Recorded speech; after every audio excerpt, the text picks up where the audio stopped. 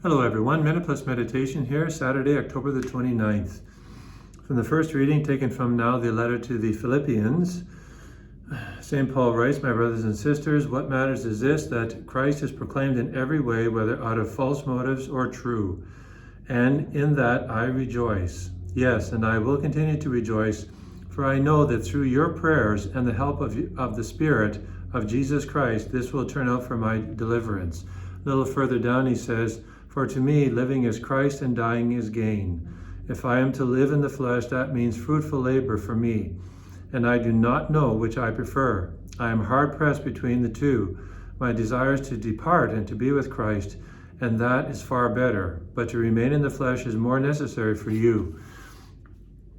Paul gives not only an insight into what's going on in his heart, but what's going on in his heart is deeply, profoundly, it's a couple of words. It's deeply theological, but it's almost more than that. It's deeply personal and it's relational with Jesus Christ. I mean, his faith is coming out. I mean, his faith, which is not just a head thing, but his faith, which is a whole person thing. Like it's the heart, it's the head. It's what he's, using his incredible talents to articulate. He's basically saying my whole life, it doesn't mean anything, or flip it around, it only has meaning. Its true and full meaning is to proclaim Christ and him crucified, is to talk about Jesus Christ. It's basically that's what he's saying. And he doesn't care how Christ is spoken about, only that Christ is spoken about. Now, he's not saying that if people are doing this for unprofitable or for profitable motives, he wouldn't attack that.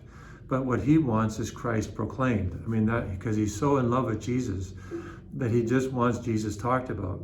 In a world that is so bereft, so sucked dry of any reference to God, he just wants God talked about. He wants Jesus talked about.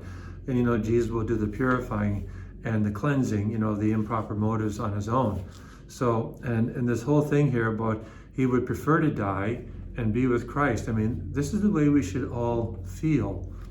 I mean, and it's not to say, if you're married and listening to this, you have kids, you should want to die and leave your kids. It's not that. It's just he understands that to die and be with Christ is far better. It's far better than anything. But of course, we want to stay here for the benefit of others.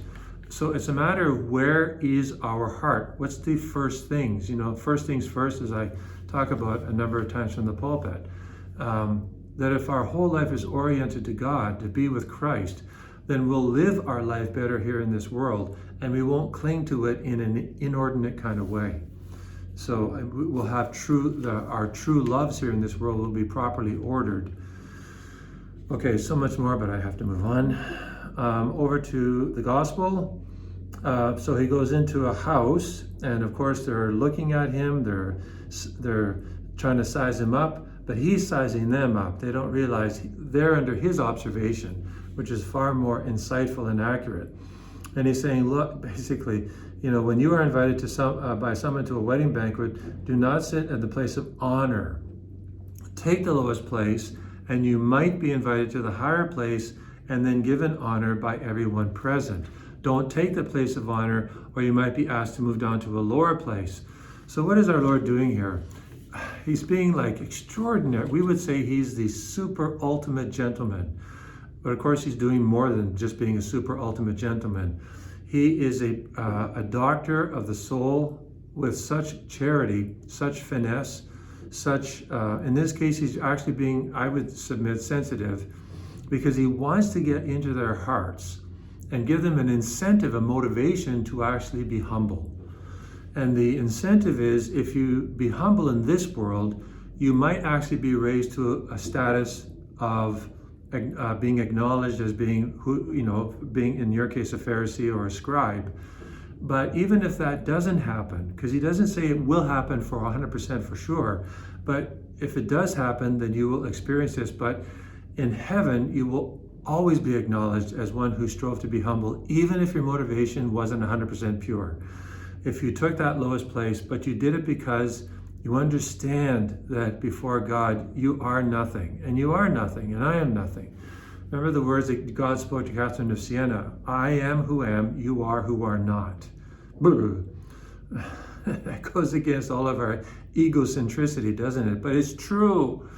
It's very true. It doesn't mean that we're meaningless. It just means that in relationship to God, we are a creature, and we're a finite creature, and our existence absolutely 100% depends upon Him.